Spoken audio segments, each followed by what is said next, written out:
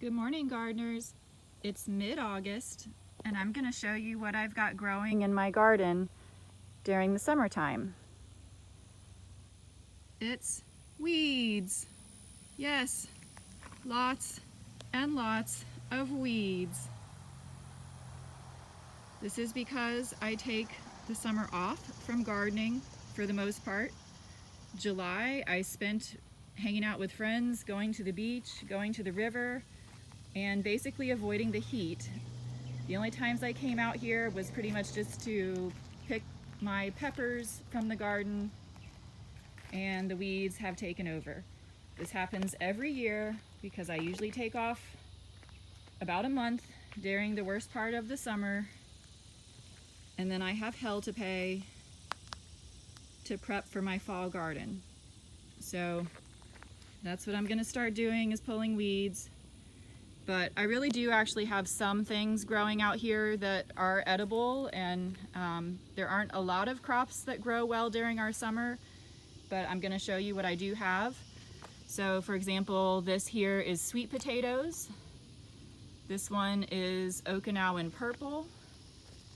And this one over here among the weeds is jewel sweet potatoes. I started these from organic jewel potatoes that I got at the grocery store. I'm growing a number of varieties of sweet potatoes. I'm growing these two, plus also Molokhia purple and Bradshaw and Georgia Jet and red wine velvet, and one called Orange Barberman. Orange Barberman is in this bed, pretty much hidden by the weeds. In addition to sweet potatoes, I also grow several varieties of southern peas. This variety here is purple hull pink eye peas, and I also grow peppers over the summer. This bed has several different types of pepper plants growing in here. They need to be fertilized very badly. And this bed is being shaded partially by a big Moringa tree. And everything seems to love having a little bit of shade from the Moringa tree. The springtime, this bed had tomatoes and peppers in it, and I had 3 beds with peppers and tomatoes, and this one that is shaded by the Moringa, it's not heavily shaded, but just a tad bit. But the ones that were near the Moringa tree did the best. So in the future, I'm going to start planting Moringa trees around my garden just to give light shade. So in this bed, I have zipper cream peas and zinnias, which the butterflies love. There's also some pepper plants growing in this bed. This one here is Callaloo thin-skinned Italian pepper. That's probably my favorite pepper, definitely one of the top 2. It's a sweet pepper with a tiny bit of heat. These peppers have been giving me plenty of harvests all summer long. They have been unfazed by the heat.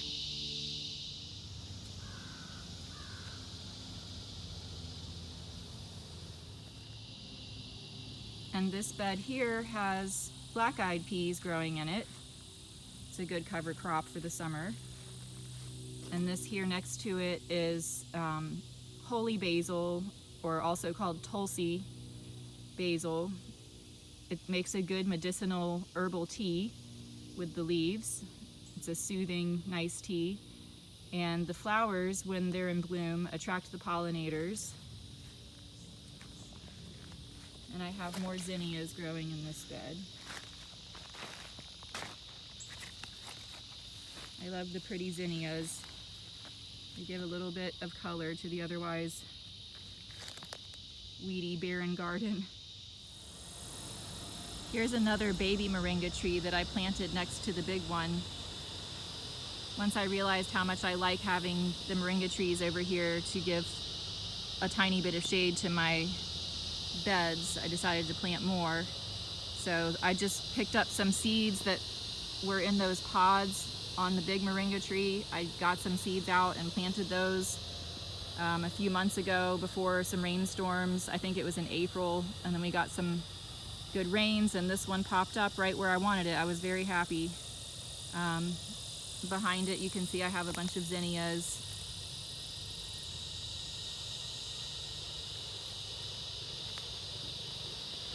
I'm glad we have at least some things that like our heat. Zinnias do well all summer. Of course, they're not edible, but they're pretty and the butterflies like them.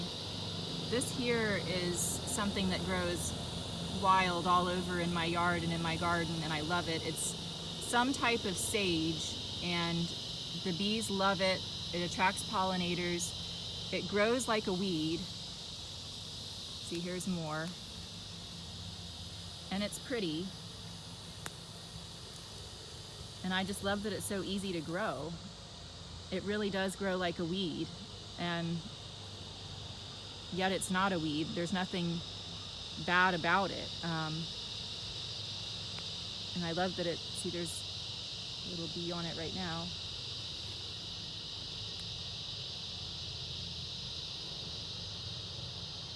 See, the pollinators love it. There's some more in the back behind the zinnias.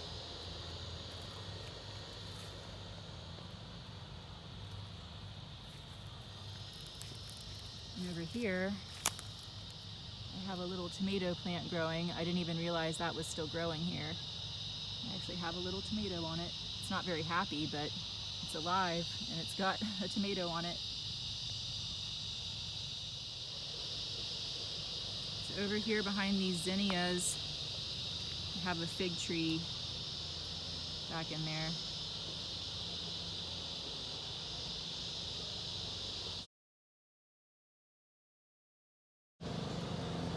Next to that is a papaya tree. I've had this one for a few years and we haven't got any hard enough freezes to kill it, so it's still growing. I've got some green papayas back there.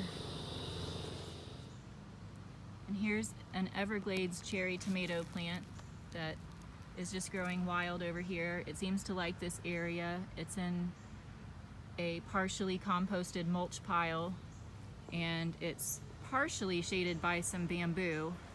This doesn't shade it a lot though, because the sun is actually coming from over there and hitting the plants from that direction, but I think the bamboo gives it a little bit of shade. So it seems happy out here. Happy to see I have some tomatoes to pick. Not many, but a few. Usually they produce a ton, but it's so hot right now, even this one isn't producing a ton.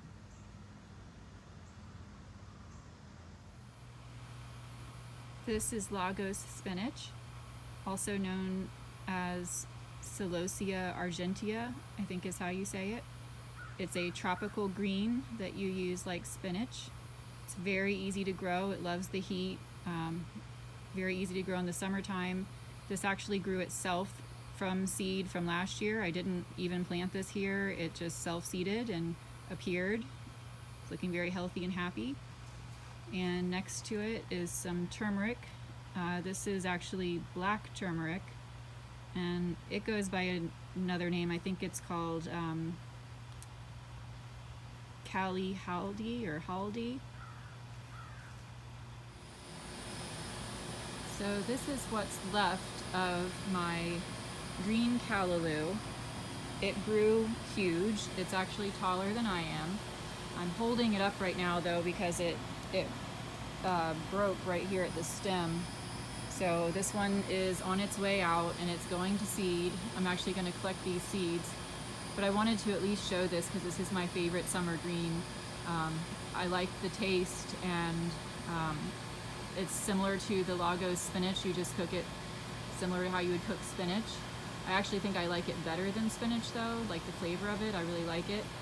And it grows very well through the summer and gives me an abundance of greens in the summertime. So I just wanted to show that. And this particular variety got huge and has huge leaves, which I thought was awesome. Here's like an example of how big the leaves are.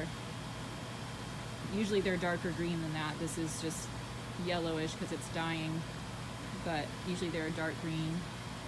And underneath is another turmeric plant. That's actually a regular, normal orange turmeric. This is Egyptian spinach, or it also goes by the name Molokhia, and I think it goes by some other names that I can't remember right now. But it's another tropical green that grows well in the summertime, and like the other ones, I cook it similar to how I use spinach. Over in this shady area, I actually have some strawberry plants that I was trying to keep alive through the summertime. They don't really do well during the summer here. It's too hot. It's more of a winter crop, but I was trying to keep them alive so that hopefully I might get another crop from them in the fall. And I'm really surprised to see that there's actually a strawberry on here. Really didn't expect this to give me any strawberries during the summer, but sure enough, there is one, and there's some flowers, so maybe there will be some more. This is not typical though. It's not really a summer crop. Here's a pigeon pea plant. I have a few of them growing out here. And behind it are some pollinator-attracting plants. This is a little cassia tree, and this is some pink porterweed. The pollinators love this. There's a bee up there on the porterweed.